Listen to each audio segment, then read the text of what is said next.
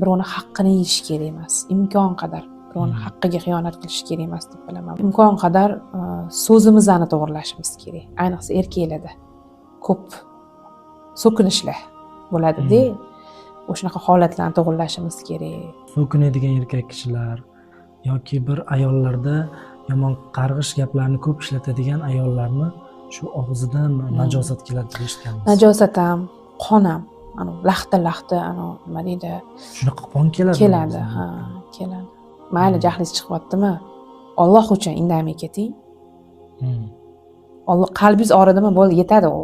Uni qarg'ash yoki u bilan olishish yoki u bilan talashish, janjallashish hech keragi yo'q deyman-da. Oldin eshitganmiz, mana hozir endi tushuncha bo'lyapti. Og'zingdan qoning kelsin degan qarg'ishlar bo'lganda, oldin biz yoshligimizda ko'p narsa xayolingizga keladi ko'rganingizda. Shu menimcha nohaq qarg'a bo'lmaydi-da. Osmon larzaga kelar ekanda, u qarg'ish nohaq bo'lsa, o'zingizga yana qilar ekan. O'shaning uchun imkon qadar